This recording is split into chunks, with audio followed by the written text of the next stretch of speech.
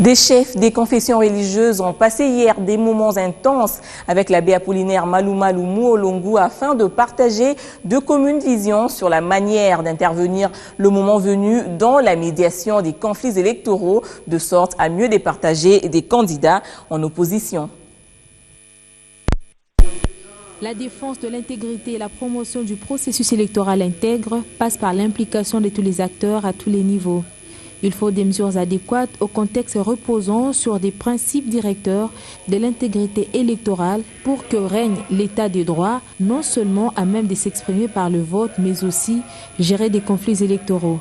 La Commission électorale nationale indépendante s'invite au renforcement des capacités de représentants de confessions religieuses sur le leadership et gestion des conflits des acteurs électoraux par le biais du lancement de la Commission d'intégrité et médiation électorale. Nous-mêmes, nous disons sans cesse que nous voulons des élections libres, démocratiques, mais nous ajoutons toujours transparentes, crédibles, honnêtes, juste. Et nous savons bien que pour y arriver, c'est une grande interaction entre toutes les parties prenantes au processus électoral. En fait, l'intégrité s'impose à tous. Nous tous, nous sommes appelés à être intègres, mais à promouvoir aussi des processus intègres.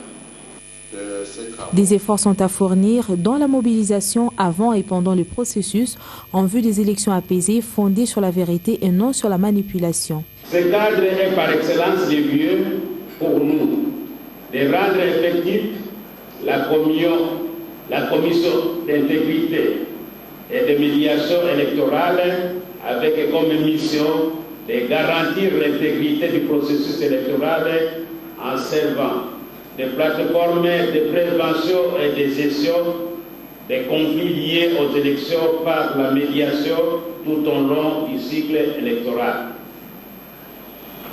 C'est pourquoi il est impérieux que nous soyons outillés et bien informés pour répondre aux attentes de la nation. Le processus électoral n'est pas une tâche exaltante, mais exigeante vis-à-vis de tous.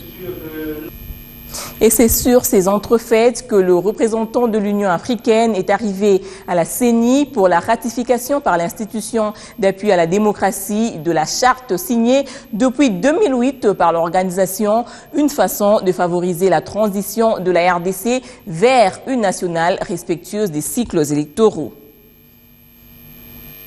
La commission pluridisciplinaire pour le plaidoyer de ratification de la charte de l'Union africaine pour la démocratie, élection et bonne gouvernance a franchi le portail de la Commission électorale nationale indépendante.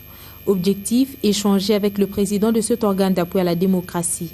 Nous sommes venus demander le soutien et l'aide du président de la CENI qui nous accorde volontiers.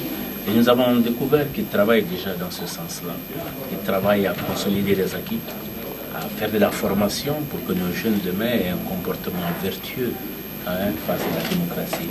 Un pays qui sort de crise, qui a connu une crise profonde, mais qui ces derniers temps a fait des progrès énormes. Et je crois que ces progrès ne peuvent être consolidés que si nous mettons en place des outils pour que notre jeunesse soit mieux formée. Et nous sommes venus aujourd'hui encourager les responsables et dire que c'est un combat que nous menons pour l'ensemble de l'Afrique. Et si ça marche pour nous, je suis sûr que le Congo étant le cœur de l'Afrique, ça marchera pour les autres pays aussi. Signataire de cette charte depuis 2008, les acquis de la démocratie en RDC se consolident. Le président de la CENI, lui, demande aux gouvernants de faire diligence. Les dirigeants qui doivent nous aider à obtenir cette ratification, de faire diligence, de le faire le plus tôt possible, parce qu'un pays comme la République démocratique du Congo ne peut pas être à la traîne par rapport à une question aussi importante comme celle-là, qui concerne aussi bien la démocratie, les élections et la gouvernance.